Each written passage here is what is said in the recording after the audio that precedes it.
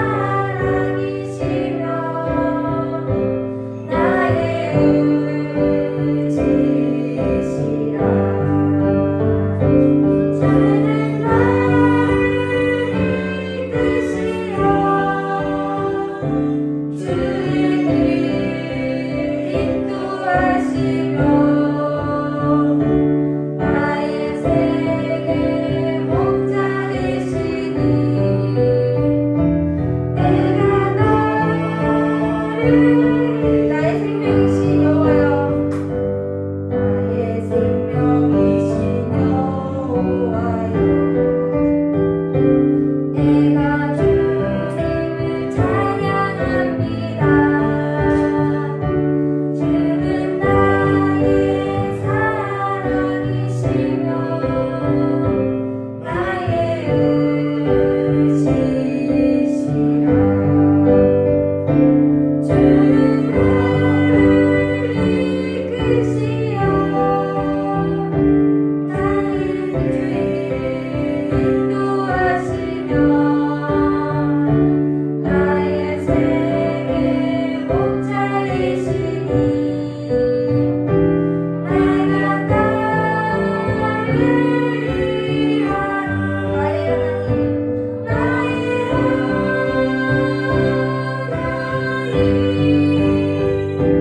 나의 하나님, 나의 구원의 뿌리시여 나의 산성이라.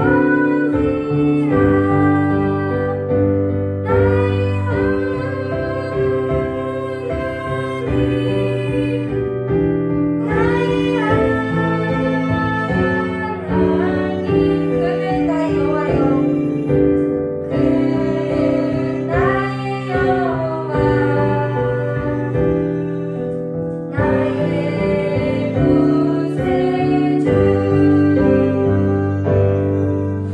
아멘. 우리가 넘어지고 힘들 때 제일 먼저 생각하시는 분이 누구신가요? 당연히 하나님이라는 걸 알고 계시죠? 그 넘어졌을 때 하나님이 일어나게 하시는 것도 하나님의 은혜입니다. 우리가 그거를 깨닫고 하나님을 더 찾고 하나님을 더 가까이 가는 저희 성도들이 됐으면 좋겠습니다. 하나님의 은혜 찬양드리겠습니다.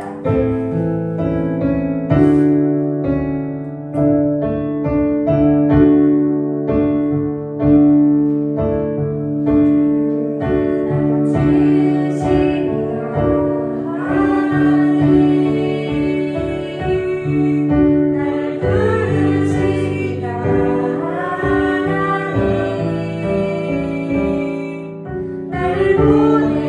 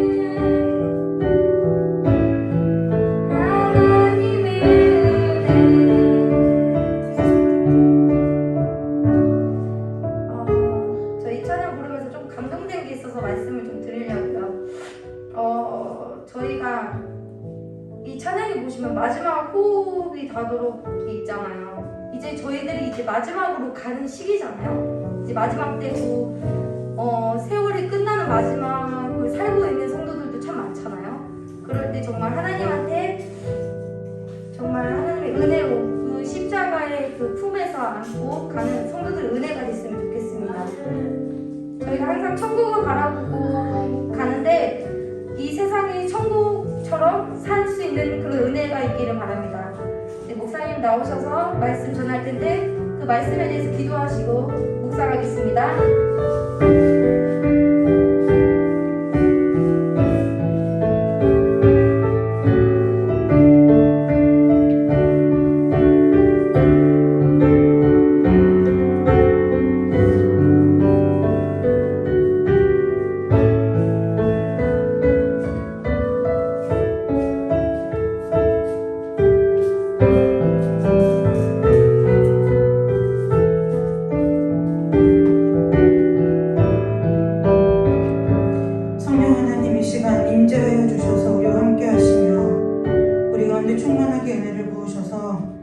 아버지 앞에 합당하게 예배할 수 있도록 주께서 은혜 내려주시기를 간절히 원하오며 거룩하고 존귀하신 예수 그리스도의 이름으로 감사하며 기도드리옵나이다. 아멘.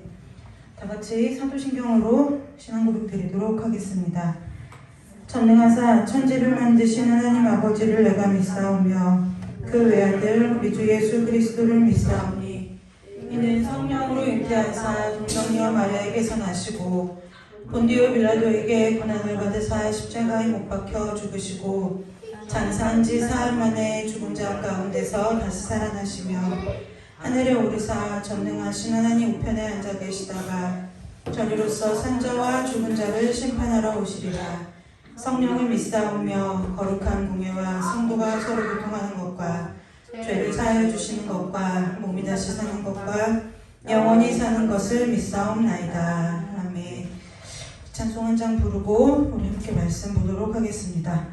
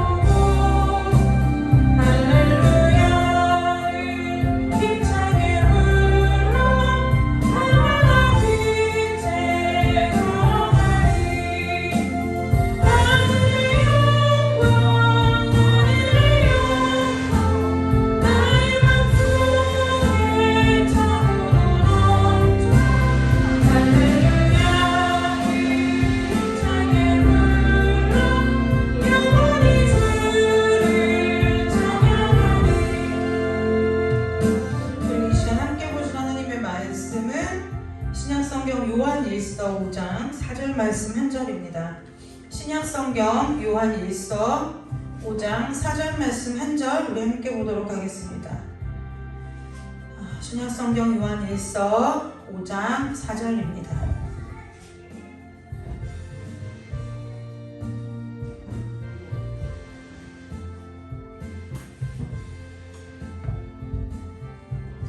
신약성경 요한일서 5장 4절 한 절 말씀이니까요. 우리 다 같이 찾으셨으면 한 목소리로 합독해서 읽도록 하겠습니다. 무릇 하나님께로부터 난 자마다 세상을 이기느니라. 세상을 이기는 승리는 이것이니 우리의 믿음이니라. 아멘. 잠깐 기도하고 함께 말씀 나누도록 하겠습니다. 하나님, 성령 하나님 이 시간 저희들과 함께하여 주시고 우리 각 사람에게 내주하시는 성령 하나님의 그 조명하심의 은혜로 말미암아 아버지 오늘 이 말씀이 우리의 심령이 귀에 들리게 하시고 마음에 깨달아지게 하시고 우리의 영혼, 우리의 육신과 영혼에 참 생명이 되어 아버지 우리를 다시 회복시키고 다시 소생시키는 귀한 생명의 말씀이 될 수 있도록 주께서 함께하여 주시기를 간절히 원하오며 거룩하고 고존귀하신 예수 그리스도의 이름으로 감사하며 기도드리옵나이다. 아멘. 오늘 설교 오늘 요한일서 4장 5절 말씀을 가지고 나눌 말씀의 제목은 세상을 이기는 것은 믿음이다 라는 제목으로 우리가 함께 은혜를 나누도록 하겠습니다. 제가 이제 고민을 했어요. 설교 제목을 잡다가 믿음이 세상을 이긴다라고 할까, 세상을 이기는 것은 믿음이다라고 할까, 그러다가 기도하면서 생각하다가 묵상하다가 세상을 이기는 것은 것이 믿음이다라고 이제 설교 제목을 잡았어요. 왜 그렇게 설교를 잡았느냐면요. 원래 우리가 믿음의 원리상으로 보면 믿음이 세상을 이긴다라고 얘기해야 맞죠. 근데 제가 오늘 역설적으로 설교의 제목을 세상을 이기는 것이 믿음이다라고 이제 말씀의 제목을 잡은 이유는 저와 여러분이 이 세상을 살아가면서 너무 자주 시시때때로 우리가 갖고 있는 믿음보다 우리가 살아내야 할 세상을 더 크게 보기 때문에 우리가 좀 경각심을 갖자는 차원에서 말씀의 제목을 이 세상을 이기는 것은 믿음이다라고 설교의 제목을 한번 잡아봤어요. 성경 이 요한일서 5장 4절에서 얘기하는 것은요, 그러니까 애들 이렇게 수식으로 말하는 이제 수학적인 식으로 말하면 세상을 이기는 그것은 뭐라고요? 그것이 믿음이래요. 바꿔서 생각해보면 믿음이 있어야 세상을 이길 수 있다는 거죠. 그러면 이제 여기서 저와 여러분에게 한 가지 질문이 생겨요. 제가 이제 질문해볼게. 여러분들 스스로 한번 마음속으로 답을 해보세요. 과연 믿는다고 하는 우리는 왜 이렇게 세상을 이겨야 된다고 얘기를 들어왔을까요? 도대체 세상이 무엇이길래? 우리가 이기려고 하면은 지피지기면 백전백승이다라는 말이 있죠. 그럼 무슨 뜻이에요? 적을 알고 나를 알면 100번 싸워서 100번 이긴다는 거예요. 그러니까 우리가 뭔가를 이기려고 하면, 우리가 이긴다고 하는 것은 무슨 용어냐면은 전쟁이나 싸움을 할 때 쓰는 단어라는 거예요. 그쵸? 뭔가 순위의 경쟁이 있을 때, 이럴 때 쓰는 단어가 이긴다는 거예요. 그러면 이기려고 하면 우리가 전쟁에 나가도 그렇고, 누가 싸움을 해도 그렇고, 누가 경쟁을 하려고 해도 그렇고, 우리가 무엇을 알아야 돼요? 적이, 내가 싸울 대상, 나의 적이 누군가, 이거잖아요. 나의 경쟁을 할 것 같으면 나의 라이벌이 누구인가, 이걸 알아야 된다는 거예요. 그래서 제 여러분에게 오늘 이 말씀을 함께 나누기 전에 질문을 하나 던져볼게요. 여러분들이 생각하는 이 세상은 무엇이에요? 세상이 무엇일까요? 또 두 번째 질문을 하나 해볼까요? 그럼 세상을 이긴다고 하는 것은 여러분들에게 어떤 의미일까? 한번 생각해 보세요. 믿음은 생각하는 거예요. 믿습니다. 그게 믿음이 아니라는 거예요. 아닌데요? 그냥 무조건 믿어야 된다고 하셨는데요? 근데 여러분, 성경은 그렇게 무조건 믿습니다라고 해서 믿어질 수 있는 일도 아닐 뿐더러 예수님이 우리에게 그렇게 단순한 방법으로 믿게 하시는 적이 성경을 통해서 한 번도 없어요. 계속 하나님이 기적을 베푸시는 것도 뭐냐면 하나님을 믿게 하시기 위해서 우리에게 계속 설명해 주시고 우리를 납득시키고 이해시키셨다는 거예요. 여러분들에게 있어서 도대체 세상이 무엇일까요? 적을 알아야 싸울 수 있는 거예요. 믿는 사람 믿는다고 하는데 내가 누구를 믿는지도 중요하고 무엇을 믿는지 중요한 것만큼 내가 싸워야 할 세상이라는 곳이, 세상이 어떤 것인지, 그리고 세상과 싸운다는 게 무슨 의미인지, 세상을 이긴다는 것이 무슨 의미인지가 여러분들의 그 생각 안에, 삶의 가치관 안에 이것이 신앙으로 딱 정립되어서 세워져 있어야 된다는 거예요. 무찌르죠, 공산당. 그러면 뭐 해야 돼요? 공산당을 알아야 못 지르는 거예요. 알아야 못 지르는 거예요. 그런데 자, 생각해보세요. 여러분 이제 생각해보세요. 나는 왜 그렇게 세상을 이겨야 되지? 이게 뭔지, 이게 안 잡혀 있으니까 이 개념 자체가 성경적인 개념 자체가 세워져 있지 않으니까 믿는다고 하는데 세상 좋아하고, 믿는다고 하는데 세상 따라가고, 내가 지금 세상에 있는지 하나님 안에 있는지 분별도 못하고, 내가 지금 영적으로 눈이 감겼는지 뜨였는지, 내가 영적으로 소경인지 귀머거리인지 알지 못하고, 그냥 겉으로 드러나는 내 모습과 내 행위에 내 자신이 속아서 나는 꽤 믿음 있는 사람이고, 나는 꽤 잘 믿고 있는 사람이라고 착각하는 단단한, 이상하고도 단단한 착각 속에 빠진다는 거예요. 여러분, 우린 하나님을 믿죠? 그러면 세상을 이기는 것은 무슨 뜻일까요? 여러분들에게 세상은 어떤 의미예요? 성경에서 오늘 이거 정말 중요한 문제예요. 이건 신앙에 있어서요, 아주 근본적이고 중요한 문제예요. 이것이 세워져 있지 않으면 내가 세상을 왜 이겨야 되는지도 모르는데 왜 싸우겠어요? 요즘 아직도 우크라이나에서 전쟁 중이죠. 근데 러시아가 고전을 면치 못하는 가장 큰 이유 중에 하나가 뭐예요? 처음에는 러시아에서 군대를 들여보낼 때 이 군인들에게는 뭐라고요? 명분을 줬어요. 싸울 명분을. 그래서 막상 우크라이나에 들어가 보니, 그 땅에 들어가 보니 내가 싸워야 할 이유와 명분을 전혀 못 찾겠는 거예요. 군인들이 전쟁에 나갔는데 전쟁의 목표가 있고 전쟁의 명분이 있을 때는 군인들이 목숨을 다 바쳐서 싸우지만 왜 싸워야 되는지도 모르면 그 싸움은 뭐예요? 그냥 지는 싸움이라는 거예요. 여러분들이 그동안 수많은 설교를 들어오면서 세상을 이긴다, 세상은 이겨야 된다, 세상은 뭐 정복해야 된다, 세상을 다스려야 된다는 얘기는 많이 들었어요. 그런데 그래서 뭐예요? 세상에 빠져 살고 세상을 따라 살고 세상을 좋아하면 그게 뭐래요? 죄래요. 하나님이 싫어하는 일이래요. 그런데요, 그거를 그 사람, 우리가 믿는 우리가 이게 죄인 것을 깨달으려면 뭘 알아야 돼요? 세상이 무엇인지가 내 마음 가운데 성경 말씀에 근거하여 세상이 무엇인지가 내 이 신앙적인 사고체계 안에 딱 세워져 있어야 된다는 거예요. 근데 우리는 무조건 뭐예요? 교회 빼면 세상이고, 그 다음에 믿는 사람들의 무리가 빼면 세상이고,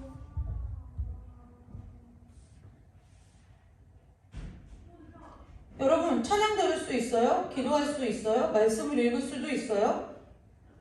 그럼 내가 찬양하고 기도하고 말씀 읽으니까 내가 세상 가운데 있지 않는 걸까요? 그렇지 않다는 거예요. 얼마든지 할 수 있다는 거예요. 저 같은 사람이 아주 좋은 얘기죠? 전 어려서부터 세상 노래를 들어본 적이 없어요. 그리고 다른 종교를 가져본 적도 없어요. 저 같은 사람에게는 이제 이게 뭐냐면 하나님 믿는 일이 일상이 된 거죠. 그냥 삶이자 취미이자 특기이자 습관이죠. 이런 상태의 제가 예를 들어 전혀 다른 마음을 먹고도 얼마든지 습관을 쫓아 찬양할 수 있고 기도할 수 있고 말씀 볼 수 있다는 거예요. 군대의 짬밥이라고 표현하는 것처럼 신앙의 연조가 쌓이면 그 어깨 너머로 배우고 주워 들어서 배우고, 이런 표현이 죄송한 표현이지만 서당계 3년이면 풍어를 읊는다고 들은 것에 의해서 뭐예요? 가능하다는 거예요. 교회 생활에 익숙해지고 교회 문화에 익숙해지고 교회에서 쓰는 단어에 익숙해지고 교회에서 어떻게 말하고 어떻게 행동하고 어떻게 해야 믿음 좋은 사람처럼 보이는지를 너무 잘 습득할 수 있게 된다는 거예요. 그런데 주님께서 말씀하시기를 뭐라고요? 여호와는 사람은 외모로 너희를 판단하거니와 나 여호와는 뭐를 본다고요? 중심을 보신다는 거예요.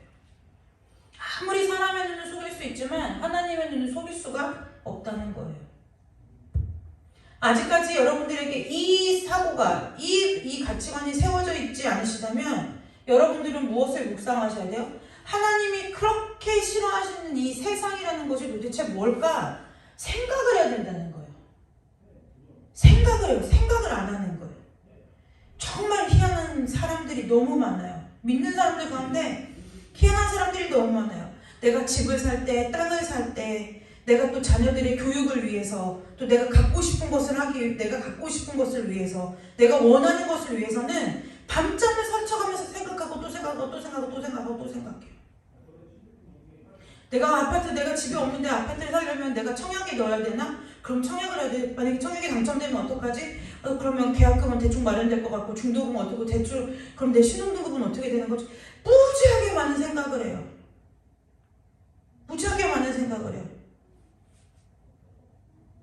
내가 송이 할아버지가 세상을 떠나셨는데, 내가 나이 먹어서 늙어서 고생도 덜하고 건강하게 살다가 그냥 한순간에 꽥하고 가려면 내가 어떻게 살아야지, 뭘 해야지, 뭘 어떻게 운동하고 어떤 생활을 했냐, 무지하게 연구해요. 그런데 뭘 해요? 정작 하나님 앞에 갈 준비는 하나도 안 한다는 거예요. 여러분, 하나님 앞에 가는 거는요, 믿음 갖고 가요. 그런데 그 믿음은요, 바꿔 얘기하면 뭐예요? 내 신앙적인 가치관이고 신앙적 사고를 갖고 가는 거예요. 나 믿는데요? 나 믿어요. 몇십 년을 믿었고요. 내가 무슨 일을 했고요. 아니요, 그걸 성경에서 믿음이라고 얘기한 적이 단 한 번도 없다는 거예요.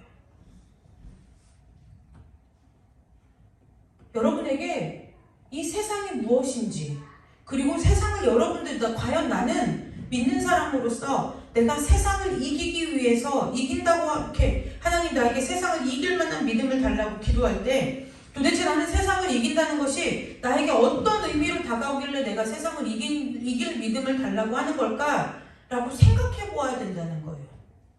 그래서 기도는요, 어떤 사람이 잘하는 거냐면 생각하는 사람이 잘해요. 주세요, 주세요, 주세요. 급하면 그것도 해야죠. 그런데 우리의 삶이 매일같이 그렇게 급박한가요? 그렇지 않아요. 문제 앞에서는 당연히 그렇게 기도해야 되는 거예요. 하나님 앞에 구하고 찾고 두드리고 메어달리고 하나님 앞에 응답 달라고 하고 해야 되는 거예요.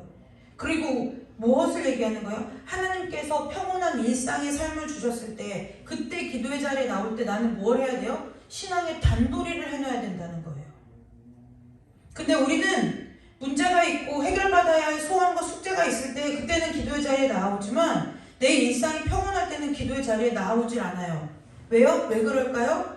믿음이 없어서가 아니에요. 무엇을 기도해야 될지를 모르는 거예요. 근데 왜 무엇을 기도해야 될지 왜 모를까요? 이런 신앙적인 가치관과 사고가 세워져 있기 때문에 모르는 거예요. 제가 여기서 말하는 이 것은 신학적으로 우리가 요한계시록 전천년설, 후천년설 이런 거 아니면 뭐 신앙고백서의 어떠한 교리 이런 것들을 말하는 것이 아니라는 거예요. 성경 말씀이 여러분들에게 귀한 생명의 양식이라고 하면 그걸 곱씹지 않겠느냐는 거예요.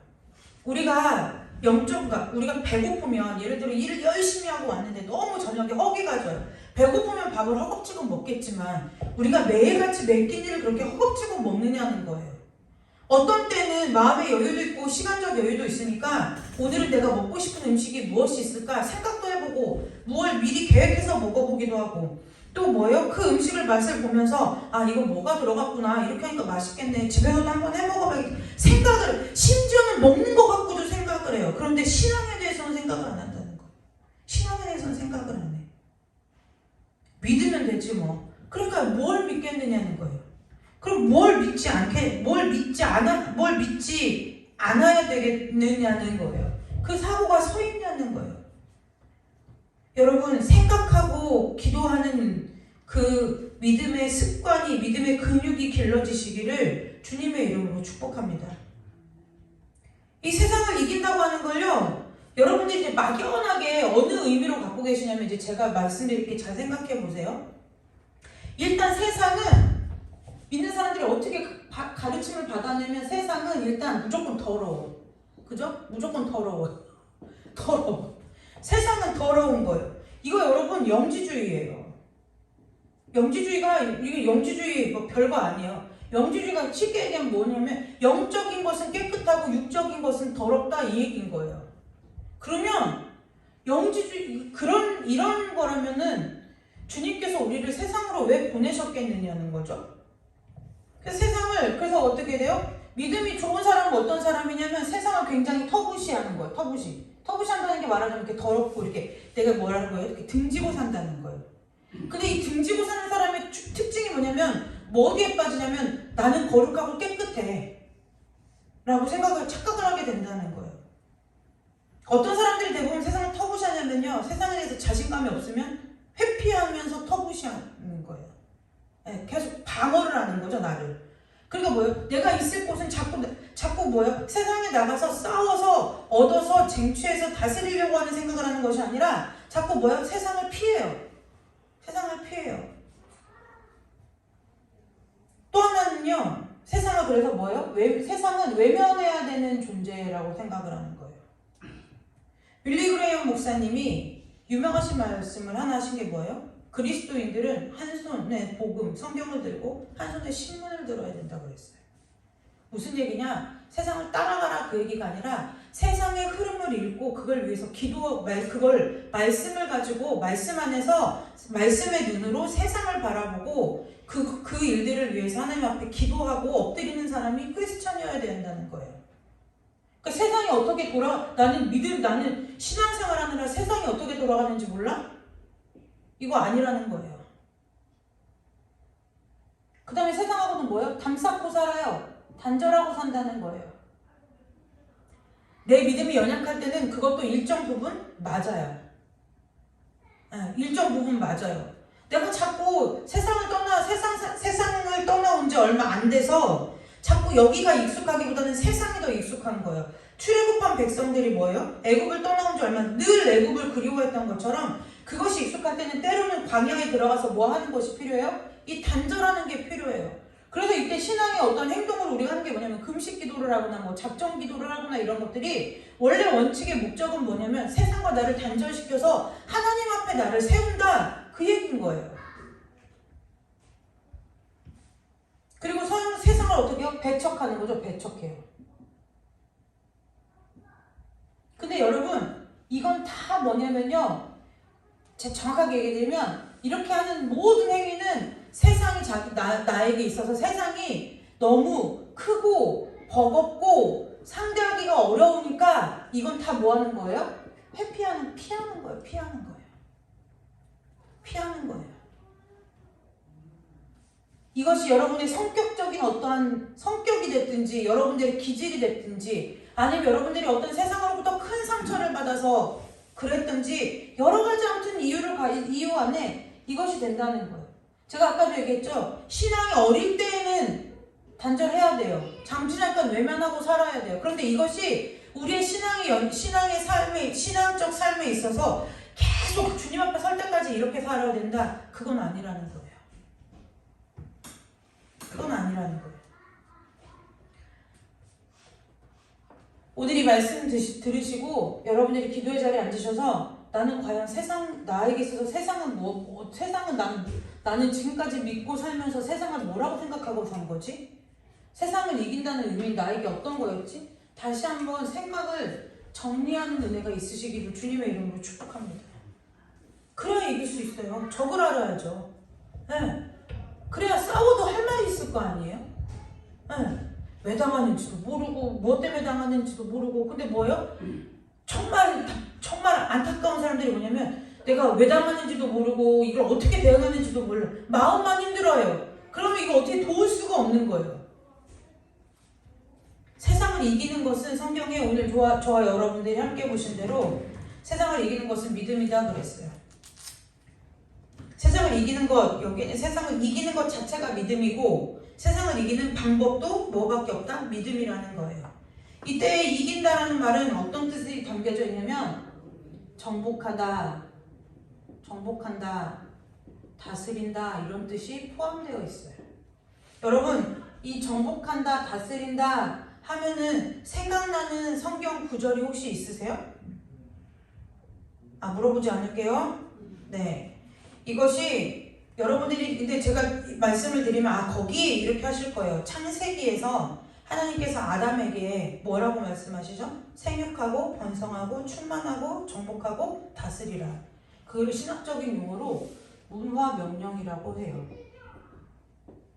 그 5가지 명령을 신학적인 용어로 문화명령이라고 하는데 이 창세기에 문화명령이 있어요. 정복하고 다스리고 근데 아무튼 이 이긴다는 뜻은 이 단어 정복하고 다스리는 것도 포함되어 있어요. 그러니까 이 정복하고 다스린다는 지금 저와 여러분이 정복한다. 예를 들면 전쟁에 가가지고 적의 영토를 정복하고 다스린다라는 이 죄로 오염된 그 개념과는 달라요. 달라요. 뭐냐면 하나님께서 아담에게 하나님 다음으로 뭐예요? 하나님의 형상으로 아담을 지으시고 내가 이 피조 세계를 너가 이 피조 세계의 하나님의 질서대로 함께 살으라는 그 명령이 이 명령인 거예요. 근데 우리는 벌써 정복하고 다스린다 그러면은 뭐 예를 들어 우리가 일제 식민지가 생각나고 요즘 현대사회로 말하면 좀 갑질이 생각나고 이러죠. 그러니까 그 의미가 전혀 죄로 인해서 오염되어서 우리가 알고 있는 정복하고 다스린다와 하나님이 말씀하신 정복하고 다스리는 의미 자체가 전혀 다르다는 거예요. 좀 간단하게 줄여 얘기하면 서로 배려하고 서로 조화 있게 질서 안에서 하나님 창조 질서 안에서 살아라 그 얘기인 거예요. 자, 그걸 바탕에 여러분들의 사고의 바탕에 깔으시고 그런데 여러분들이 잘 아시다시피 이 정복하고 다스리는 이것이 왜 어떻게 했어요? 죄로 깨졌어요. 죄로 파기됐다는 거예요. 누가요? 아담이요. 아담과 아담이 하나님과의 그 약속을 어기고 뭐를 먹어요? 선악을 알게 하는 나무의 열매를 먹어서 이게 뭐가 됐어요? 이것이 모든 것이 다 어떻게 됐어요? 죄로 다 덮여버린 거예요. 다 의미가 다 죄로 덮여버렸어요. 네. 죄로 덮여서 원래 의미와 알아볼 수가 없어요. 제가 예전에 폼페이라는 이탈리아의 그 화산 폭발을 했던 고대 도시에 가보니까 이게 사람이 너무 고온에 갑자기 이렇게 죽으니까요. 사람이 그냥 그 무슨 석고상처럼 이렇게 사람의 형태는 있어요. 그런데 뭐냐면 그 안에 이제 사람은 막 이제 뭐 머리털이라든지 이런 거 다 녹은 거예요. 그 분명히 보면 사람들이 이렇게 웅크리고도 있고 막 이렇게 있는데 사람인지는 알겠어요. 그런데 그 사람이 어떤 외모를 가졌는지는 추측하기가 어렵다는 거예요. 뭐요? 막 화산재와 이 용암이 뒤덮여가지고 그대로 굳어져갖고 원래 이 사람도 고유의 어떠한 모습이 있을 텐데 그 고유의 모습은 모르겠고 그냥 추정컨 누가 봐도 사람인데 남자인지 여자인지 청년인지 뭐 장년인지 노년인지 알기가 어렵다라는 거예요. 이걸 제가 왜 얘기 드리냐면 이 아담이 하나님과의 그 약속을 깨고 죄로 세상이 덮인 것이 다 뭐예요? 우리가 모든 의미들을 어렴풋이는 흉내내고 알겠는데 진짜의 모습은 모르겠더라는 거죠. 모르겠더라는 거예요. 사랑해라 알겠어요. 그런데 그 사랑도 죄로 오염된 사랑이라서 대충 이런 느낌인 것 같기는 한데 저와 여러분이 사람 인간으로서는 하나님이 서로 사랑해라는 그 사랑을 그러니까 흉내는 내겠는데 그 사랑을 하기에는 정확한 뭔지를 모르겠더라는 거예요. 그래서 하나님이 저와 여러분에게 주신 가장 좋은 책이 뭐냐면 성경이라는 거예요. 그래서 하나님 계속 성경을 통해서 계속 뭐예요? 하나님 자신도 저와 여러분에게 나타내 주시지만 내가 원래 이러한 뜻으로 얘기한 거야. 내가 말한 의미는 이거야. 내가 이렇게 얘기한 건 이 뜻이야를 계속 성경을 통해서 저와 여러분에게 계속 말씀해주고 계시다는 거예요. 여러분 그래서 어쨌든 죄로 인해서 어쨌든 이 모든 것들이 죄로 뒤덮여서 원형이 다 파괴가 됐어요. 근데 다시 누가 오셨어요? 여러분들이 잘 아시는 대로 예수 그리스도가 십자가에 못 박혀 돌아가셔가지고 뭐가 해결됐어요? 이 죄의 문제가 해결이 됐어요. 그래서 죄의 문제가 해결이 됐어요. 없어졌어요. 그래서요 이제 뭐예요? 당연히 이 세상도 예전에 하나님이 세상을 지으셨을 때는 오염이 됐을까요? 그렇지 않아요, 당연히. 원죄 이후로 오염이 됐죠. 그래서 자연의 죄로 타락해버린 세상을 다시 하나님의 뜻대로 정복하고 다스릴 수 있는 사람은 누구밖에 없느냐? 예수 그리스도의 생명의 믿음을 가진 저와 여러분밖에 없다는 거예요. 네, 저와 여러분밖에 없어요. 왜요? 우리만이 예수 그리스도의 생명을 얻은 우리만이 하나님께서 우리에게 선물로 주신 믿음으로 말미암아서 원래 정복하고 다스리고 원래 세상의 모습이 어떤 모습으로 회복되어야 되는지를 알 수 있는 것은 예수 그리스도의 생명으로 십자가 죄사함을 받아서 죄의 문제가 해결되어 버린 저와 여러분밖에는 없다는 거예요. 그래서 저와 여러분이 예수 그리스도의 죄의 문제를 해결받고 뭐가 됐어요? 하나님의 자녀가 됐잖아요. 하나님의 자녀가 됐어요. 그래서 하나님의 유업을 받을 자가 되었다는 거예요. 예수님의 십자가 때문에 하나님과 관계가 회복됐어요. 그래서 관계가 회복돼서 회복된 자만이 뭘 누릴 수 있냐면 하나님의 나라를 누릴 수 있다는 거예요. 죽어가는 천국을 말하는 것이 아니라 이 땅에서도 하나님의 나라의 법칙과 하나님의 나라의 가치와 하나님의 나라의 삶의 기준을 가지고 살아가는 것, 이것이 하나님의 나라인데 그렇게 살 수 있는 사람은 누구밖에 없다고요? 저와 여러분같이 하나님 앞에서 구원받고 건진받아서 믿음을 선물로 받은 저와 여러분밖에는 이 땅에서 이 일들을 감당할 사람이 없다는 거예요. 그래서 우리가 다시 여기로 돌아오면 세상을 이긴다는 것은 막 밟아서 다스리고 젊은 아이들 말로 세상을 막 무시하고 더럽게 여기고 경멸하고 천박하게 여기고 그것이 아니라 세상을 이기는 것이 믿음인 거라는 뭐라고요? 우리만이 이 땅 가운데서 실제로 정말 하나님이 지으셨던 세상이 사는 것과 같은 삶을 우리 보고 뭐 하라는 거예요? 살아내라는 거예요. 그게 세상을 이기는 거라는 거예요. 더러워, 천박해. 내가 어디 하나님 믿는 사람으로서 그런 데 가? 그렇지 않잖아요. 베드로가 이방인 그 백부장 고넬료의 집에 갈 때 가기 전에 베드로에게 하나님 환상을 보여주시죠. 그러면서 왜 부정한 음식을 뭐 하라 그래요? 베드로 먹으라고 하잖아요. 그러니까 베드로가 뭐예요? 하나님이 보여주신 환상인지를 알면서도 뭐라고요? 아 이거 더러운 거라 부정한 거라 나는 못 먹는다고. 그러니까 네가 하나님 그러죠. 네가 뭔데 너가 무슨 권리로 부정한 것과 정한 것을 나누냐? 우리의 신앙이 그렇다는 거예요. 무슨 뜻인지를 모르고 막 그냥 무턱대고 믿고 무턱대고 무찌르자 공산당 타도하자 뭐 이것처럼 왜 하는지도 모르고 왜 그렇게 해야 되는지도 모르고 왜 그것을 말씀 가운데서 찾아보지도 않고 그 다음에 묵상해보지도 않고 생각해보지도 않고 그렇게도 모르겠으면 주의 종들한테 물어보지도 않고 그냥 뭐예요? 왜 무조건 이기려고만 하느냐는 거예요. 이기려면 방법을 알아야 될 거 아니에요. 이기는 것이 무슨 성경에서 하나님이 우리에게 우리 보고 세상을 이겨라 그랬으면 너희가 너희들에게 준 믿음을 가지고 세상을 이기며 살아라 그랬으면 하나님에게 주님께 뭐래요? 세상을 이기는 게 뭔지를 지령을 받아야 될 거 아니에요. 작전을 받아야 될 거 아니에요. 근데 그거 없이 그건 세상에서 충성된 거예요. 세상이 충성된 방법이 뭐예요? 그게 그건 거예요. 내 인격도 내려놓고 자존심도 내려놓고 막 다 내려놓고 뭐예요? 돈을 위해서라면 승진을 위해서라면 뭐든지 다 하는 거 그것이 충성이고 충직이 아니라는 거예요. 성경에서 하나님께서 저와 여러분을 부르실 때도 마찬가지고 저와 여러분에게 일을 맡기실 때도 마찬가지고 저와 여러분과 함께 동거동락 하시기 위해서 우리를 성령 하나님으로 찾아오실 때도 단 한 번도 그렇게 무력적으로 그 다음에 비인격적으로 저와 여러분을 대우하신 적이 한 번도 없다는 거예요. 근데 우리는 말씀이 없으니까 내가 감정적으로 느끼기에 내가 마음이 부담되면 하나님이 나한테 무례하신 것 같고 그런데요 고린도전서 13장에 보면 뭐예요? 사랑은 무례히 행치 않는다 그랬어요. 사랑은 무례히 행치 않는다 그랬어요. 그걸 기록하신 분이 누구예요? 물론 사도 바울을 통해서 하나님께서 고린도전서를 썼지만 사도 바울의 마음을 감동케 해서 그걸 기록하게 하시는 성령 하나님이란 말이에요. 그 성령 하나님은 사랑하시되 우리에게 무례하게 행하시지 않는 하나님이라는 거예요. 그래서 어떻게 돼요? 하나님에 대해서 알아야 된다는 거예요. 자, 이제 정리가 되셨어요? 세상을 이기는 것이요. 이긴다는 것은 이 정복하고 다스리고 이런 뜻인데 이것이 뭐로 오염이 됐어요? 아담의 그 원죄로 말미암아 오염이 된 거예요.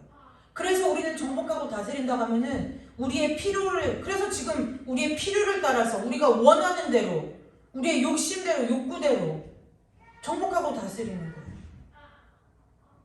전 그래서 반려견들이 너무 불쌍해요. 걔네들은 자연에서 건강하게 뛰어놀아야 되잖아요.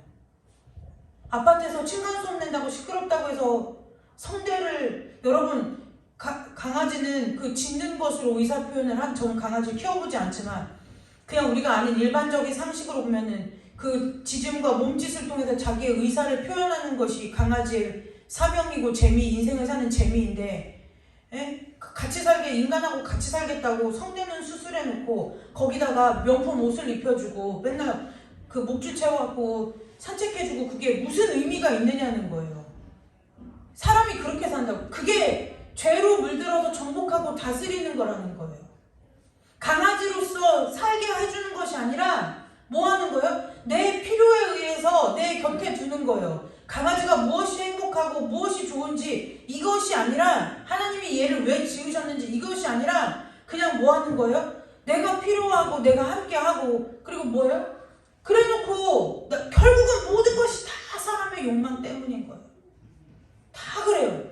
동물원을 가요. 저도 많이 가요. 아이들이 있으니까. 갈 때마다 이제 불쌍하죠. 왜요? 아니 더운 나라에서 살아야 될 놈들이 겨울에 여기 우리나라에 왜 끌려와가지고 떨고 있고 다 무엇 때문에 그래요? 사람이 내가 있는 데서 내가 보고 싶은 욕심에 내가 편하게 보고 싶은 욕심에 다 한 군데다가 그 아이들이 하나님 앞에 지음받은 대로의 삶은 전혀 무시한 채 다 뭐예요? 내가 보고 싶으니까 한 자리에 가둬두고 보는 거예요. 그게 뭐 하는 거예요? 그게 정복하고 다스린다고 착각하는 거예요. 근데 성경은 정복하고 다스리는 건 무슨 뜻이라고요? 하나님의 질서와 하나님의 뜻을 따라서 함께 사는 것, 그것이 정복하고 다스리는 거라는 거예요.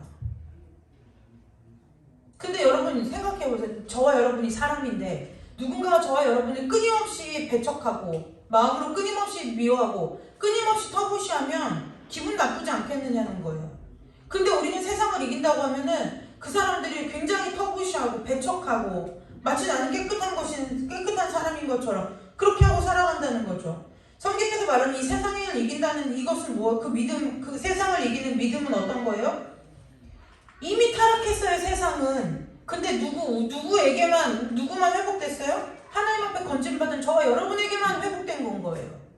그래서 우리가 그냥 하나님의 나라의 그 가치를 가지고 하나님의 나라의 기준을 가지고 그거대로 내 삶을 이 땅에서 내 삶을 살아내면 세상이 이제 드디어 뭐를 보게 돼요? 이상하게 보기 시작하는 거예요. 쟤는 사는 방식이 좀 특이해. 이건 거예요. 처음에 이러죠. 왜 저러고 살아? 이거겠죠. 왜 저러고 사는 거야? 아니 저만 믿어? 왜 저러고 살아? 그 점점 가면 갈수록 보면 이제 이상해지기 전 저게 뭐야? 왜 저러고 사는 거야? 아니 왜 이 정도 상황에서 화를 내야 돼? 왜 화를 안 내? 쟤는 뭐 속이 없대? 자존심도 없대? 아니 쟤는 뭘 그렇게 양보하고 살아? 뭘 이렇게 베풀고 살아? 오지랖도 널 뭐 지도 별 수 없으면서 누구를 그렇게 베풀고 사는 거야? 지가 지금 누구 걱정하게 할 때야? 누구 남 걱정할 때야? 지 코가 석자면서 왜 저러고 살아? 푼수 아니야 푼수? 저러려면 지 앞가림이나 잘하지 라고 우리를 판단한다는 거예요. 우리를 평가할 수밖에 없다는 거예요. 근데요 그때 그럼에도 불구하고 내가 이 세상에서 하나님께서 나에게 주신 그 예수 그리스도의 생명으로 말미암아 회복된 그 새로운 생명을 가지고 계속적으로 하나님의 나라의 기준과 가치를 가지고 삶을 그냥 살아낼 때 뭐 한다는 거예요? 드디어 하나님의 때가 되면 세상이 이겨지는 때가 온다는 거예요. 아까 우리 전도사님 찬양 마지막 말미에 이제 마지막 때가 가까웠다 이런 얘기를 했잖아요. 맞아요. 마지막 때가 가까웠죠. 마지막 때가 가까웠는데 히브리서 10장 32절에서 39절에 보면은 이 마지막 때에 우리가 어떻게 살게 될 것인지가 얘기가 나와요. 찾아보시지는 않아도 돼요. 히브리서 10장에 보면은 이 길어서 제가 다 갖고 올 수가 없어서 히브리서 10장 이렇게 보면은 32절에 보면은 이런 말이 나와요. 우리가 마지막 때에 어떻게 살 것인가. 전날에 너희가 빛을 받은 후에 고난의 큰 싸움을 견뎌낸 것을 생각하라. 혹은 비방과 환난으로서 사람에게 구경거리가 되고 혹은 이런 형편에 있는 자들과 사귀는 자가 되었으니 우리가 그렇다는 거예요. 마지막 때를 살아가는 저와 여러분의 모습이요. 저는 정말 지금 하나님 우리에게 하나님 나를 부유하게 해주세요. 나를 명예롭게 해주세요. 이렇게 기도하는 사람은요. 정말 어떤 사람이냐면 세상의 하나님 나라의 시간의 흐름을 못 읽는 사람인 거예요. 지금 하나님 잘되게 해주세요. 잘되게 해주세요. 이때가 아니고요. 하나님 내가 제대로 서 있어요? 내가 제대로 믿고 있어요? 이거 단도리하고 점검해야 될 때라는 거예요. 때를 모르니까 지금 하나님한테 내가 부유하게 살게 해달라고 할 때인지 내가 명예를 얻게 해달라고 할 때인지 지금 하나님 내가 예수 믿고 산 세월이 몇 년인데 지금 나한테 이런 삶이 가당키나 합니까? 라고 얘기하는 이것이 어떤 거예요? 나에게 있어서 믿음이 아직도 세워지지 않았다는 증거라는 거예요. 히브리서 10장 32절에 이렇게 말해요. 우리가 어떻게 됐다고요? 너희가 빛을 받으면 무슨 얘기예요? 구원받은 후에 고난의 큰 싸움, 구원받고 고난이 있다는 거예요. 고난이 있을 수밖에 없죠. 왜요? 우린 이제 구원받은 다음에 아까 얘기한 것처럼 어떻게 살아요? 우리의 삶의 가치와 기준이 자꾸 매일매일 날마다 바뀌어요. 어떻게 해요? 하나님의 나라에 합한 기준으로 사는 거예요. 고난 당할 수밖에 없지 않겠어요? 여러분 이런 거랑 똑같아요. 미국은 주마다 법이 달라서 우리나라에서 마약이라고 해서 금지시킨 약물들이 미국에서는 지금 많은 종류가 대다수의 종류가 대마초 같은 것도 미국에서는 합법이에요. 돈 주고 얼마든지 사서 상점에서 사서 필 수 있다고요. 근데 그 대마초 피던 미국인이 뭐예요? 난 미국 사람이니까 미국 법을 따를 거야. 그리고 우리나라에 대마초 들고 와서 피면 그 사람이 어떻게 돼요? 큰 핍박을 당하죠. 징역 간다고요. 규치소에 간다고요. 당연히 무슨 얘기예요? 우리가 세상 나라에서 한국에서 우리가 마치 한국에서 오면 무슨 법을 따르라고 그래요? 로마법을 따르라고 하는 것처럼 로마에 오면 로마법을 따르라고 하는 것처럼 그리고 당연히 한국에 살려면 한국법을 따라야 되겠죠? 근데 우리는 이미 구원받았기 때문에 우리의 시민권이 하늘로 옮겨졌다는 거예요. 그러니까 우리의 시민권이 하늘에 있으니까 우리는 어느 나라의 법을 받고 살아요? 하나님 나라의 법대로 통치받고 사는 삶이에요. 그러니 당연히 그 법이 통하지 않는 세상에서는 우리가 당연히 무엇을 받는 게 맞아요? 핍박과 환난을 받는 게 이상히 여길 일이 아니라는 거예요. 근데 우리는 그것을 이상히 여긴다는 거죠. 이상히 여기는 거예요. 왜요? 특별 대우 해줘야 되는 거 아니냐는 거죠. 천만에요, 여러분. 여러분 천만에요. 그 얘기하는 거예요. 전날에 내가 빛을 봐주는데 고난의 큰 싸움 견뎌낸 걸 생각해요. 근데 고난의 큰 싸움이 뭐예요? 우리가 여러분이 비방과 환난이 우리에게 비방이 오고 뭐 한다고요? 예수 믿는 것 때문에요. 비방을 받고 우리에게 삶에 환난이 오고 사람들에게 구경거리가 되고 말거리가 되고 그리고 뭐예요? 심지어는 나도 세상에 있으면 어떻게 저런 사람이 저 예수 믿는다고 그래? 그럴 만한 삶을 산 사람과 내가 예수 믿고 나니까 형제요 자매가 된 거라는 거예요. 그게 무슨 삶이라고요? 그게 믿음으로써 하나님 나라를 살아내는 삶이라는 거예요. 그런 사람과 사귀는 자가 누가 됐어요? 저와 여러분이 그런 사람이 됐어요. 그리고 너희가 갇힌 자를 동정하고 너희 소유를 빼앗기는 것도 기쁘게 당한 것은 뭐하라고요? 너희들이 왜 그렇게 당하고도 너희들이 왜 믿음을 지켰냐면 그것보다 이 세상에서 잠깐 누릴 그 낙보다 더 낮고 영구한 소유 하나님으로부터 받은 유업이 있는 줄 알기 때문이니까 뭐라고요? 너희 담대함을 버리지 말라는 거예요. 마지막 때는요.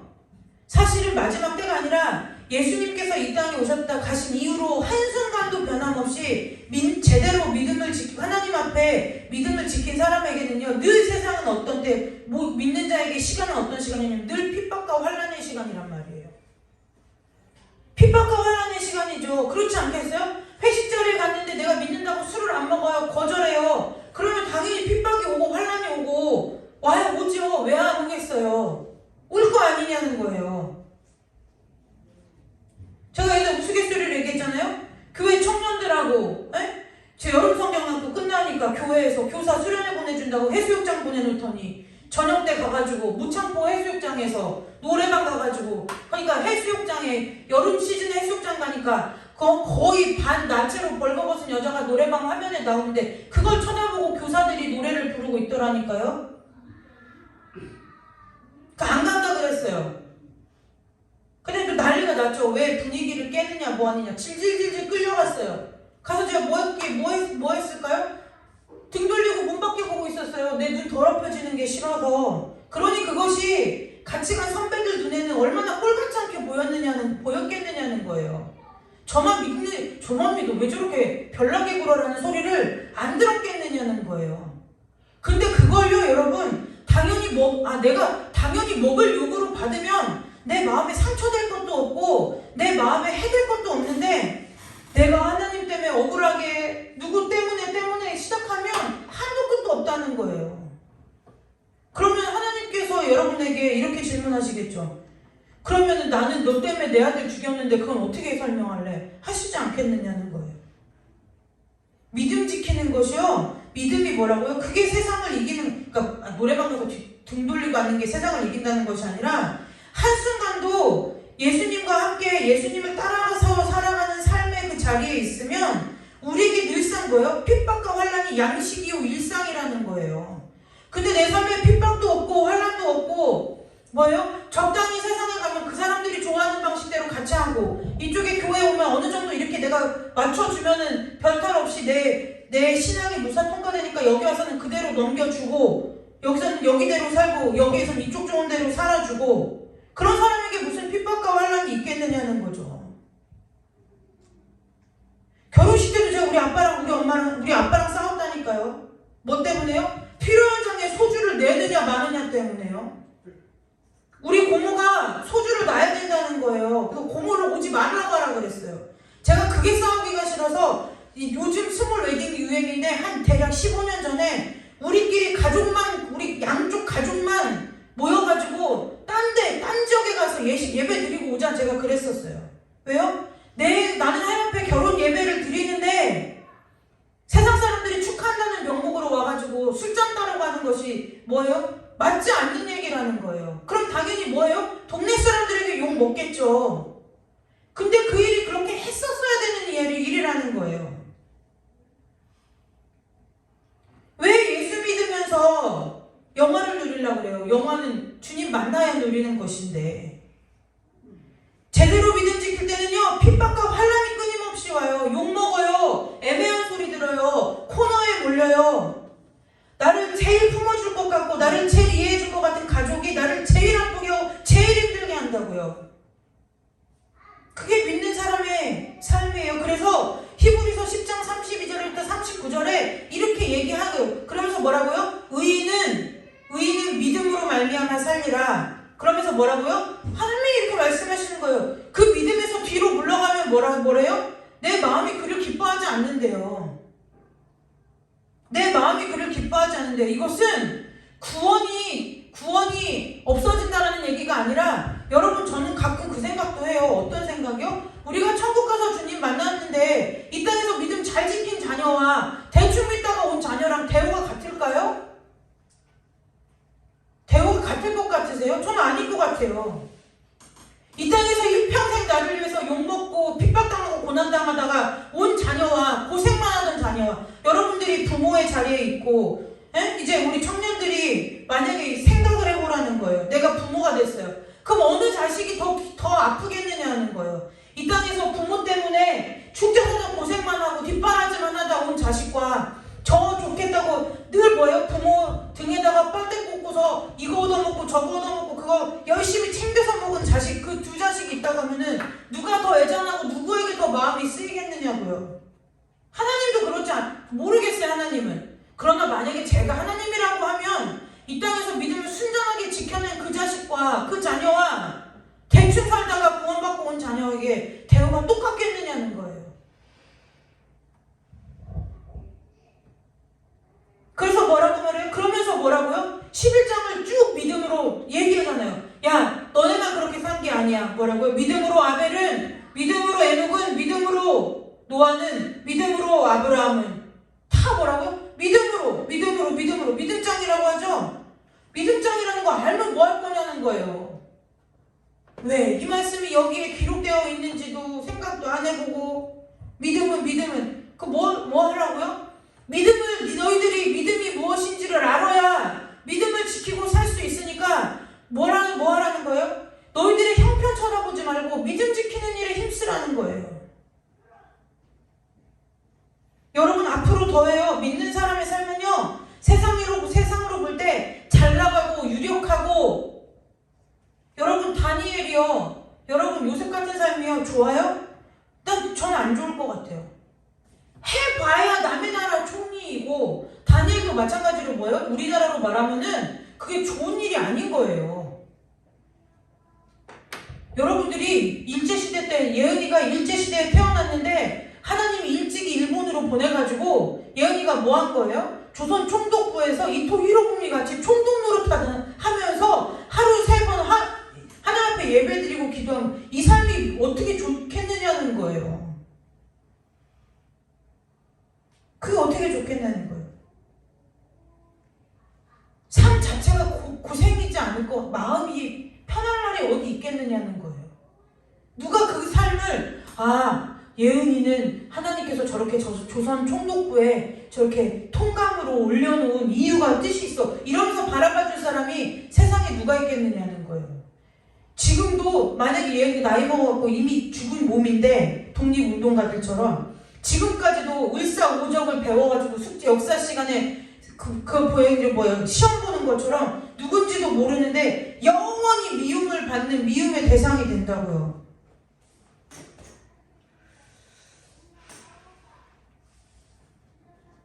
믿는 사람의 삶은요, 여러분 착각하지 마세요. 잘 나가기 어려운 삶이에요. 잘 나가기가 어려운 삶이라고요. 왜요? 그 법이 통하지 않는 다른 나라의 이상한 법을 가지고 와갖고 내가 산다니까요. 외국인처럼 내가 사는 거예요. 내가 한국에 와서 사는데 나는 영국 사람이야. 근데 난 영국 법대로 영국식대로 살 거야. 그러면서 뭐 핸들 뽑아가지고 니네들 자기네 나라 왼쪽에 있으니까 그러면서 자기네 나라 도로 통행 방식으로 다니고 이러고 사는 사람들이 저와 여러분이라고요. 그런데 그걸 우리나라 사람들이 반겨주겠느냐는 거예요. 자꾸 꼬시겠죠. 자꾸 꼬실 거 아니에요? 아니 그래도요. 아니 한국에서 사시려면 한국식 이 법의 체계를 따르셔야죠. 그것도 한두 번이죠. 결국 감옥까지 갇힌 자가 되지 않겠느냐는 거예요. 그 세상에 우리는 갇힌 자예요. 감옥처럼. 감옥에 진짜 들어간 것이 아니라 저와 여러분이 세상에는 갇힌 자처럼 되는 거예요. 왜요? 누군가가 우리가 오면 불편하거든요. 안 왔으면 좋겠는 거예요. 왜? 와서 분위기 깨니까요. 분위기 깨니까요. 같이 있으면 뻘쭘하고 어려운 거예요. 제가 얘기하지 않아요? 네? 성탄절 전야제하고 나서 장로님네 갔더니 맥주 마시자고 하더라니까요. 우리 교회 지금 장로님 제가 어렸을 때 다른 교회에 있을 때 제가 어렸을 때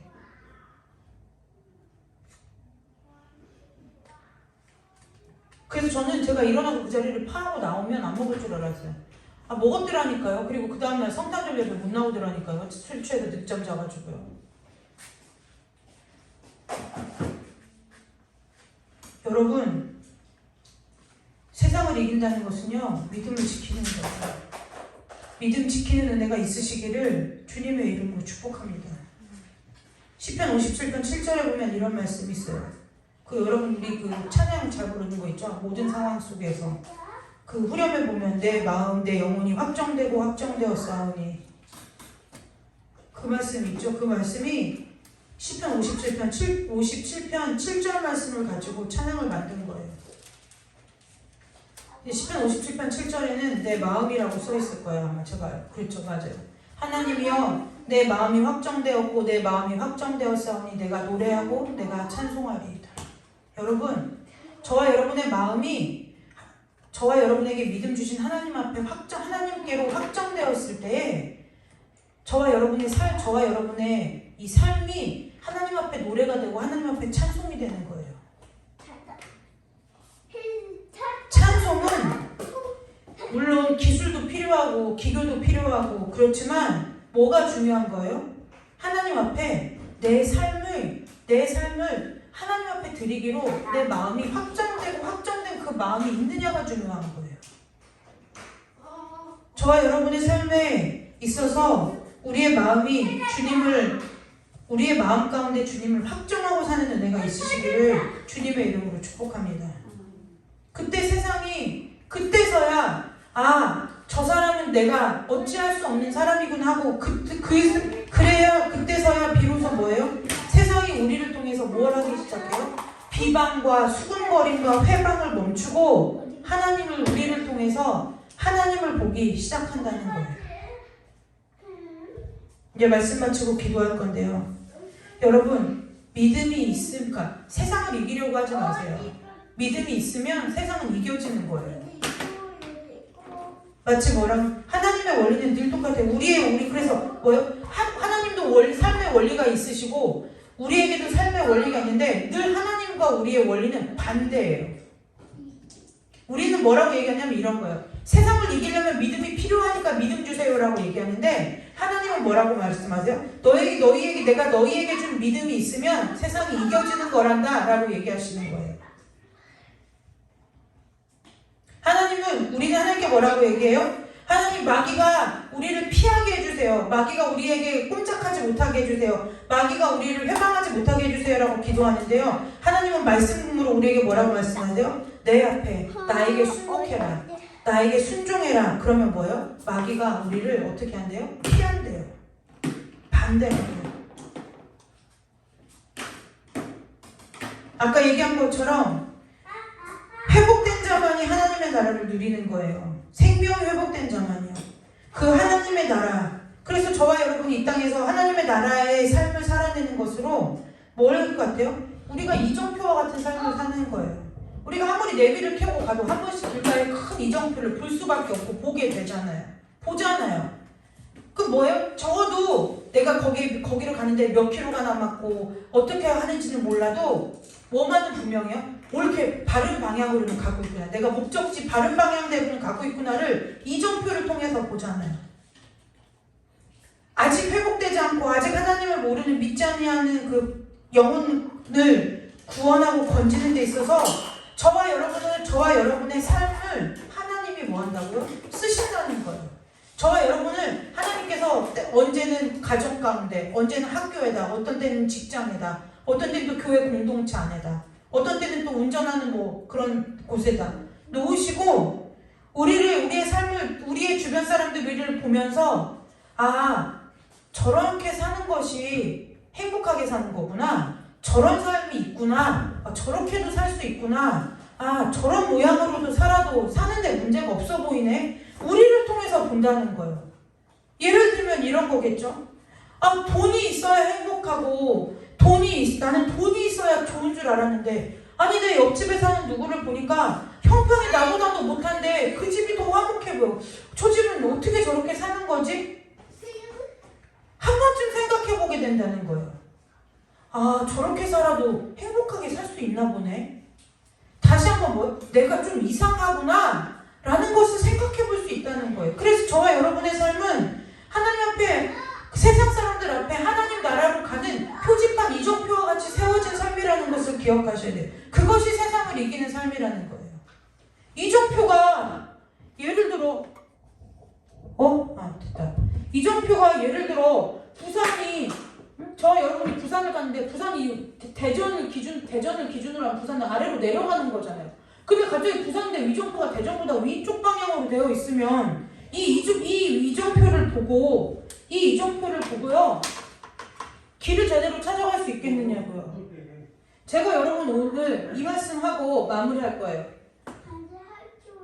세상에서 기독교가 욕먹어요. 그리고 세상에서 많은 사람들이 뭐라면 믿는 사람이 왜 저래? 이런 얘기 하는 거예요. 그 얘기는요, 지금 믿지도 않는 것들이 뭘 한다고 우리를 욕해? 이렇게 받아들이면 그게 세상이라는 거예요. 저와 여러분이 그게 세상이라는 거예요. 그걸 무슨 소리로 들을 줄 알아야 되느냐면 이정표가 잘못되어 있다는 불만을 표시하는 거예요. 우리가 예를 들어 부산 갔는데 아까 얘기한 것처럼 부산이 서울 방향으로 표시되어 있어서 초행길에 잘못 그쪽으로 갔어요. 그래서 내 모든 그 날의 일정이 다 망가졌어요. 그러면 민원을 제기하지 않겠느냐는 거예요. 도로공사에다 얘기하지 않겠느냐는 거예요.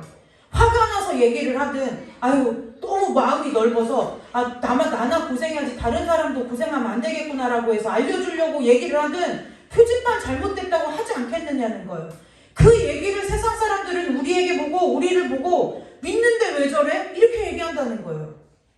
표지판이 왜 저래? 이 얘기를 하는 거예요. 이정표가 왜 저래? 가라는 대로 갔더니 왜 저래? 그래서 여러분 믿음의 신앙의 가치관이 세워져 있지 않은 간증은요 약이 아니라 독이라는 거예요. 저 사람이 저렇게 해서 응답받았다고 해서 저렇게 했더니 나는 왜 안 돼? 이건 거죠. 저 사람이 저렇게 한다고 해서 했더니 나는 왜 안 되는 거야? 없네. 뭐가 없다고요? 이정표가 잘못된 것 때문에 뭐가 없다는 거예요? 뭐랑 똑같아요? 이정표가 잘못해서 올라가 보니까 서울인 거예요. 그러니까 뭐예요? 부산은 없는가 보구나. 부산은 없네. 부산이 없어요? 아니잖아요. 부산은 제 위치로 내려가면 부산은 있는데 그게 무슨 얘기예요? 저와 여러분이 하나님의 나라의 삶을 살아내지 못하면 회복된 자로서 예수 그리스도의 생명을 가진 자로서 하나님의 나라의 삶을 살아내지 못하면 세상에 믿지 않는 자들이 저와 여러분을 보고 뭐예요? 하나님 있기는 어디가 있어? 이렇게 돼버린다고요. 하나님 있기는 어디가 있어? 지들은 있으니까 믿는가 모르겠지만 내 눈에는 없는데? 이렇게 돼버린다는 거예요. 근데 우리를 통해서 하나님이 가리워지실 분도 아니지만 우리가 이정표로서 표지판으로서 제대로 못 서 있어서 하나님이 안 보인다고 해서 그분이 안 계시냐는 거예요. 말씀 마치는데요, 여러분. 그래서 우리는 끝까지 주님 다시 오실 때까지 우리가 주님 앞에 설 때까지 이 믿음 가지고 세상에서 살아내야 되는 거예요. 이게 세상을 이기는 거라는 거예요. 이게 믿음 가지고 사는 거라는 거예요. 이게 믿음 가지고 사는 거라는 거예요.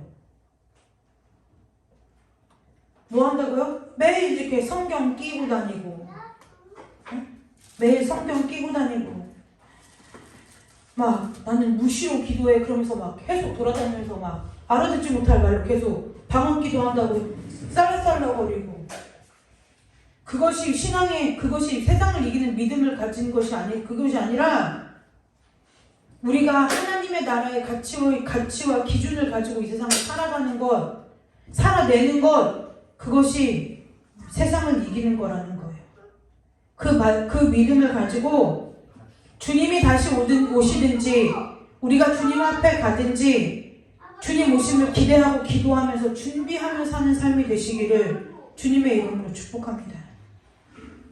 그래서 저와 여러분의 삶이 세상을 이기려고 믿음이 필요한 게 아니라 믿음이 있다 보니 세상을 이미 이겨지는 그 하나님 나라의 질서대로 새롭게 회복되는 은혜가 있으시기를 주님의 이름으로 축복합니다. 기도하겠습니다. 하나님, 세상을 이기기 위해서 믿음이 필요한 것이 아니라 우리에게 예수 그리스도의 생명의 믿음이 있다 보니 세상이 이겨지는 하나님의 질서와 하나님 나라의 주권과 하나님의 통치가 임하는 그 믿음이 우리 귀한 심령 가운데 있도록 주님 축복하여 주시고, 오늘 이 말씀 앞에 우리가 섰습니다.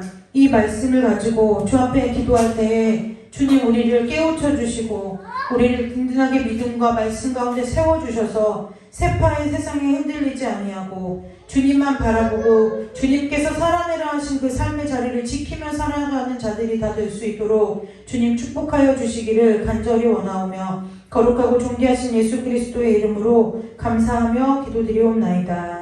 아멘. 우리 찬송 한 장 부르고 잠깐 기도하고 돌아가도록 하겠습니다.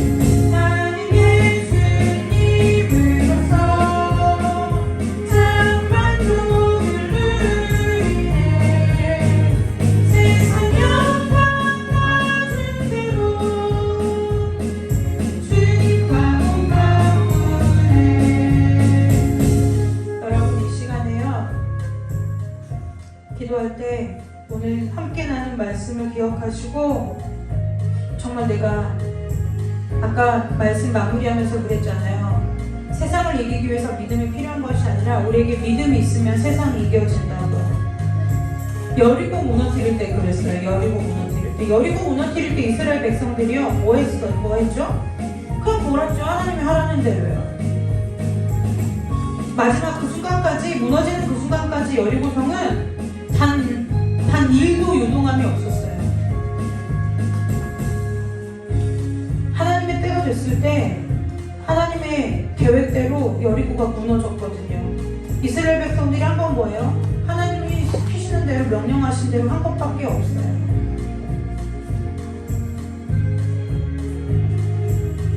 우리는 우리 스스로가 너무 참 많은 것을 하려고 해요. 자꾸 우리의 시선을, 우리의 마음이 자꾸 다른 데로 빼앗기는 거예요. 오늘 이 시간 다시 한번 마음을 추스르시고 하나님께서 주신 마음은 늘 언제나 단정하고 정갈해요. 네, 정갈하고 단정해요. 왜요? 주님이 그러시거든요. 그래서 여러분 오늘 이 시간 잠깐 기도할 때 아까 제가 여러분에게 말씀 처음에 질문 드렸잖아요. 내가 지금까지 세상을 뭐라고 말씀 가운데 정의 내렸나? 세상을 이기는 것이 과연 내가 무엇이라고 생각하고 살았나? 이것도 좀 묵상하면서 생각해 보시고 하나님 안에서 정말 주님 앞에 서는 그날까지 믿음을 가지고 살다가 주님 부르시는 날 주 앞에 가게 해달라고 이 시간에 잠깐 각자에게 주신 마음을 따라서 잠깐 기도하고 돌아가도록 하겠습니다. 기도하겠습니다. 하나님 아버지 이 시간에 성령으로 함께하여 주시옵소서. 아버지 은혜하여 주시옵소서. 아버지 함께하여 주시옵소서. 아버지 우리 귀한 성도들 하나님 아버지 앞에 주님 기도할 때에 아버지 이 시간 기도를 주께서 인도하여 주셔서 하나님 아버지 저들이 이 시간 주님 안에서 성령 안에서 기도할 때에 주께서 깨닫게 하여 주셔서 깨닫는 은혜가 더하도록 인도하여 주시옵소서. 아버지 함께하여 주시옵소서. 아버지 이 시간 성령님께서 친히 운행하여 주셔서 아버지 우리 귀한 성도들을 기억하여 주시고 기도를 도와주시고 깨닫는 은혜를 더하여 주시옵소서. 아버지께서 함께하여 주시옵소서. 기름 부어 주옵시고 이 시간에 지혜를 주시고 깨닫게 하여 주시고 성령께서 저들의 심령 가운데 아버지여 빛을 비추어 주셔서 아버지여 다시 한번 우리가 믿음을 정리하고 정비하고 단장하고 새롭게 하나님 앞에 서는 은혜가 있도록 주님 축복하여 주시고 인도하여 주시기를 간절히 원합나이다. 하나님 아버지 우리 귀한 성도들을 축복하여 주시옵소서. 이 시간 깨닫게 하여 주시옵소서. 함께하여 주시옵소서. 아버지여 귀한 아버지 우리 귀한 장로님 두 분을 기억하여 주시고 아버지 우리 귀한 권사님들을 기억하여 주시옵소서. 아버지 하나님 주님 역사하여 주시고 아버지 우리 귀한 동료가 우리 귀한 청년들 하나님 아버지 우리 귀한 어린아이들 하나님 아버지 함께 동역하는 모든 동역자들과 아버지 선교주마다 이 시간에 동일한 은혜를 부어주셔서 아버지 마지막 때를 사랑하면서 아버지 세상을 이기기 믿음을 가지고 아버지 우리가 세상을 주님의 뜻대로 이기며 살아가는 자들 될 수 있도록 주님 축복하여 주시고 역사하여 주시옵소서. 아버지 함께하여 주시옵소서. 주님 붙들어 주옵소서. 지혜로 함께하여 주시고 계시의 영으로 함께하여 주시며 아버지께서 지혜로 깨닫게 하여 주시고 마음 가운데 감동을 허락하여 주사 아버지 하나님 앞에 다시 한번 아버지 마음을 새롭게 하고 아버지 앞에 이제는 말씀 가운데 아버지 말씀의 뿌리가 깊이 박혀서 아버지 우리가 열매 맺는 삶을 살아내므로 말미암아 이 세상에 하나님께서 우리를 보내시고 우리를 구원하신 목적을 이루며 살아가는 자들이 다 될 수 있도록 주님 축복하여 주시옵소서. 아버지 함께하여 주옵소서. 기름 부어주시고 아버지 온라인으로 예배하는 우리 귀한 성도들의 가정이 있습니다. 하나님 아버지 육신으로는 먼 거리에 떨어져 있지만 주님께서 아버지 함께 아버지 예배하게 하셨사오니 그곳이 성전되게 하시고 그곳에서 가는 기도가 응답되게 하여 주시고 아버지 그곳에도 아버지 이 시간 예배 가운데 임하시는 은혜가 동일하게 임하도록 오직 성령께서 역사하여 주시옵소서. 아버지 깨닫는 것에 그치는 믿음이 아니라 깨닫고 삶을 돌이키게 하시고 자리를 털고 일어나게 하시고 주님께서 풀어놓아 다니게 하실 때에 걷고 뛰며 하나님을 찬양하시고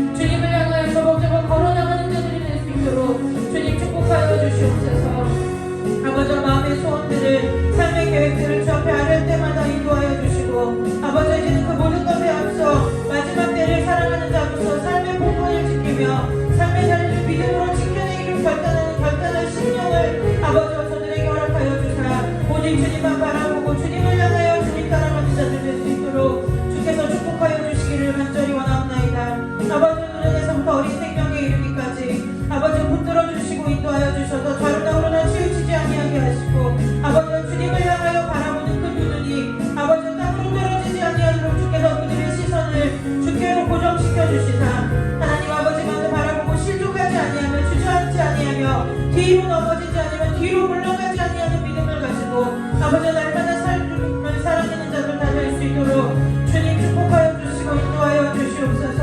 아버지 날마다 주를 뵙는 은혜가 저들에게 충만하게 임하게 하여 주시고 날마다 아버지 우리의 불신앙이 우리의 믿지 못함이 주 앞에 죄됨이 날마다 벗겨지고 씻겨지는 은혜가 있도록 인도하여 주시고 날마다 주님께 더욱더 가까이 나가고 주님과 더욱더 친밀하게 교제하는 가운데 주님의 뜻을 이루며 살아가는 자들 다 될 수 있도록 주님 축복하여 주시고 인도하여 주시기를 간절히 원하오며 거룩하고 존귀하신 예수 그리스도의 이름으로 감사하며 기도드리옵나이다.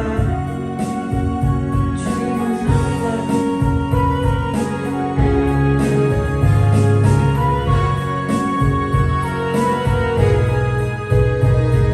다같이 이 찬송 1장부터 부르고 헌금 드려서 헌금의 기도와 마칩니다. 맑고 밝은 그 아침을 맞으네 유난한 건너가서 주의 손을 붙잡고 기쁨으로 주의 얼굴 뵈보리 나의 주 내가 그의 곁에 서서 배우며 나의 주 손에 붙잡고를 보아야겠네 하늘 올라가서 주님 앞에 절하고 오늘 하신 그 얼굴을 배울게 있을 곳을 예비하신 크신 사랑 고마워 나의 주께 기쁜 찬송 드리리 나의 주 내가 그의 곁에 서서 배우며 나의 주 손에 붙잡고를 보아 알겠네 이 세상을 일찍 떠난 사랑하는 성도는 나를 맞을 준비하고 있겠네 저희들과 한 소리로 찬송 부르기 전에 먼저 사랑하는 주를 배우리 나의 주 내가 그의 곁에 서서 배우며 나의 주 손에 붙잡고를 보아 알겠네 영화로운 시간 성에 들어가서 가는 날이옷 입고 한큰 길을 다니며 큰거만 고만 들어서 새 노래를 부를게 세상 고생 모두 잊어버리리 나의 주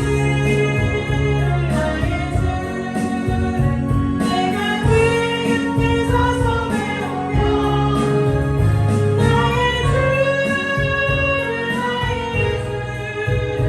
손에 붙잡고를 보아 알겠네 나의 주 내가 그의 곁에 서서 배우며 나의 주 손에 붙잡고를 보아 알겠네 여러분 저와 여러분의 삶이 이 찬송의 고백대로 이루어지는 은혜가 있으시기를 주님의 이름으로 축복합니다. 헌금 기도하고 마무리 기도할 건데요. 제가 이 얘기를 여러분들에게 해드리려고 해요. 제가 저희 할아버지가 계셨잖아요. 친할아버지가 노회 모임에 가다가 이렇게 횡단보도에서 교통사고를 당하셔서 이제 돌아가셨어요. 그런데 이제 아무튼 여러 가지 일들이 그 과정 가운데 있었어요. 그리고 제가 할아버지가 저한테는 어떤 존재냐면 믿음에 있어서 비빌 언덕이었어요. 정말 정말 희한한 게 할아버지한테 사랑도 많이 받았지만 제가 이렇게 천안에서 학교 생활하고 뭐 조교 생활하고 이렇게 돌아오는 길에 돌아오는데 저희 집에 도착하기 전에 이제 할아버지 댁이 있거든요. 그럼 마음이 좀 심정이 퍽퍽하고 그러면 할아버지 보러 이렇게 잠깐 들어가는 거예요. 늦은 시간에. 불이 항상 켜 있으니까. 그 할아버지 하고 부르고 들어가면 마치 할아버지가 제가 무슨 일이 오늘 하루에 있었던 걸 아시는 것처럼 괜찮아 한마디를 해주시는 거예요. 근데 그 괜찮아 한마디에 너무 많은 이게 들어있는 거예요. 근데 가끔 신기한 거예요. 어떻게 아실까? 어떻게 이렇게 내 속을 아시지? 이게 우리가 사랑한다고 다 아는 건 아니거든요. 어떻게 내 속을 아시지? 막 칭찬받고 기쁘고 좋은 일이 있어서 막 할아버지한테 자랑하려고 들어가면 할아버지가 감사부터 해 그러시는 거예요. 우리 할아버지 길게 말씀을 안 하셨어요. 감사부터 해야지. 감사원금 해라? 끝인 거예요. 근데 그것이 늘 저에게 있어서 너무 하나님 앞에 오버하지 않게, 그리고 힘들 때 너무 내 삶이 바닥을 치지 않게 이렇게 중심을 잡아주듯이 할아버지가 이러셨는데 어느 날 갑자기 하루아침에 그냥 할아버지가 후련히 천국으로 가버리신 거예요. 그래서 제가 상실감이 얼마나 컸는지 한 거의 1년은 반 미친 사람처럼 살았어요. 내가 우리 부모님 앞에서 티를 안 내고 살아서 그렇지 제가 성장 가서 운 생각을 하면요, 내가 어떻게 내 몸에서 어떻게 이렇게 많은 눈물이 나지?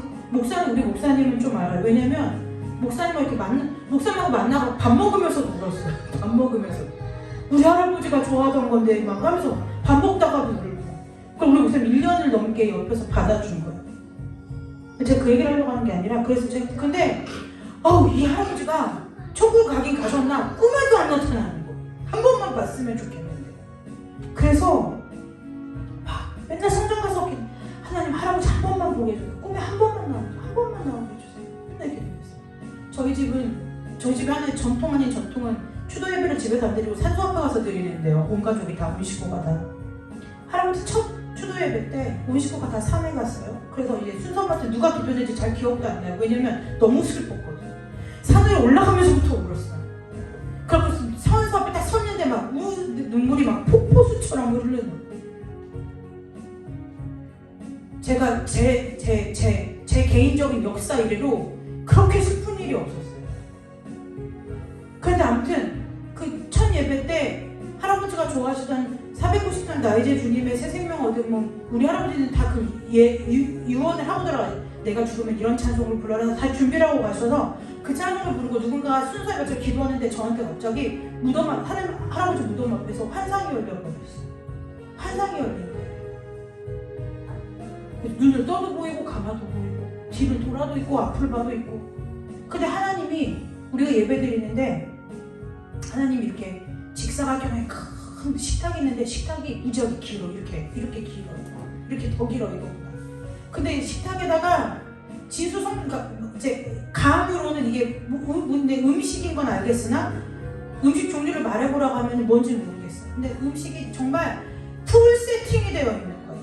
뭐 식기도 너무 좋고 뭐 이렇게 말하자면 이 포크 숟가락 이런 것도 막 이 세상에서는 볼 수 없이 광채가 나고 막 이렇게 너무 좋은 거예요. 그런데 보니까 하나님이 그 식탁의 자리에 부르신 사람들이 있는 거예요. 부르신 사람들이. 그런데요 여러분, 사실 우리 믿음 좋기로 이 땅에서 믿음 좋기로는 우리 할머니 권사님이 더 유명했어요. 우리 할머니는 귀신도 잘 때려잡고 병자도 잘 고쳤거든요. 그래서 우리 사는 시골 동네에서 우리 할머니 이름 석자면 어디 가서도 다 얻어먹고 대접받고 누구 한 권사님 손녀라고 하면은 충청남도에 있는 같은 교단의 모든 목사님들의 주머니에서는 다 뭐가 나오냐면은 용돈이 나올 정도로 우리 할머니가 대단한 사람이었고, 우리 할아버지는 우리 할머니에 비해서는 조금 그냥 장로님이시지만 이적과 기사도 전혀 행하지 않으시고, 이적과 기사를 행하는 대신에 맨날 주머니에 사탕을 넣어갖고 다니면서 만나는 사람에게마다 사탕을 주시던 그냥 마음씨 좋은 장로님이었어요. 그런데 정말 감사하게도 그 환상 가운데 하나님 하나님께서 우리 할머니도 초대해 주시고 우리 할아버지도 초대해 주셨는데 우리 할아버지가 하나님 옆자리고 우리 할머니는 저같이 떨어져 있는 거야. 내가 환상을 보면서도 내가 잘못 보나? 근데 속으로 내심 기쁜 거예요. 왜요? 내가 조금 덜 좋아하는 할머니보다 내가 조금 더 좋아하는 할아버지가 하나님 가까이 있어가지고 너무 좋은 거예요.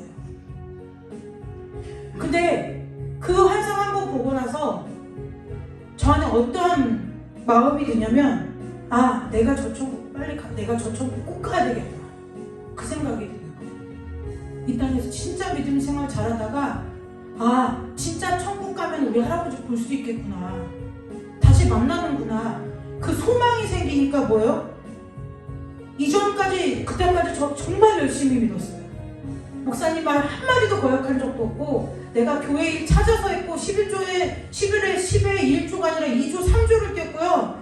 집회 가고 어려운 선교사님 있으면 내 주머니 털어가지고 내 지갑에 있는 돈 다 털어서 그게 30만 원이 됐든 100만 원이 됐든 있는 돈 다 털어서 섬겼고요. 교수님들이 외국에 나가서 명품 가방 사다 주면 그거 팔아가지고 선교사님 나갈 때 항공권 사드리고요. 더할 나위 없이 우리 목사님 우리 시골에 계셨던 목사님이 너무 두려우니까 무서우니까 너 좀 멈추라고 하실 정도로 하나님을 섬겼어요. 그런데 그 일이 아무것도 아닌 거예요. 그전에는 제 안에 그런 마음이 있었어요. 아 나 잘 믿고 있어. 잘하고 있어. 근데 그 평가가 무의미한 거예요. 왜요?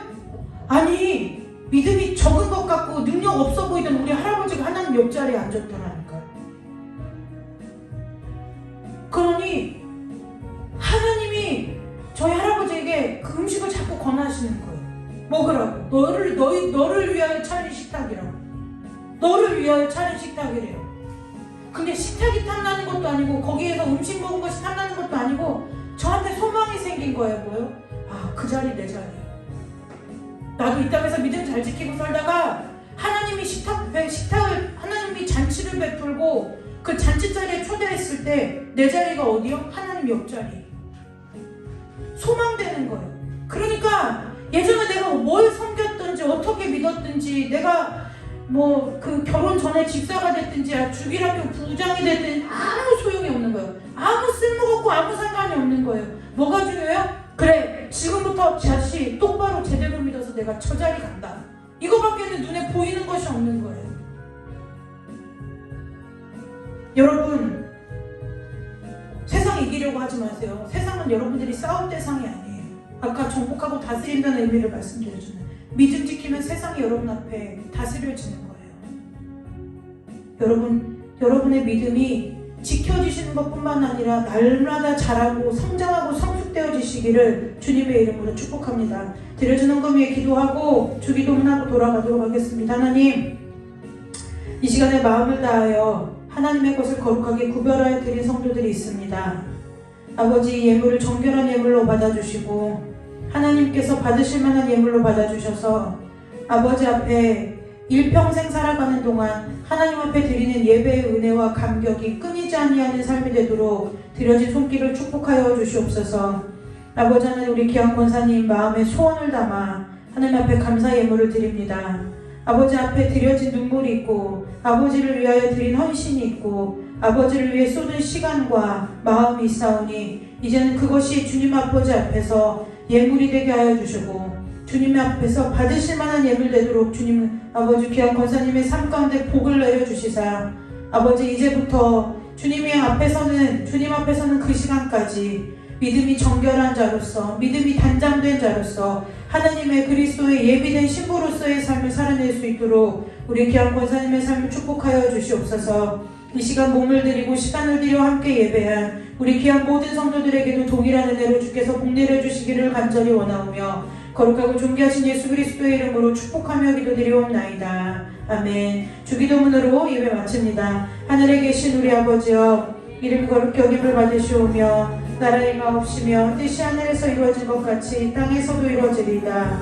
오늘 우리에게 일용할 양식을 주옵시고 우리가 우리에게 죄진 자를 사하여 준 것 같이 우리 죄를 사하여 주옵시고 우리를 시험에 들게 하지 마옵시며 다만 악에서 구하옵소서. 대개 나라와 권세와 영광이 아버지께 영원히 있사옵나이다. 아멘. 하나님께 영광의 박수 올리고 예배 마칩니다.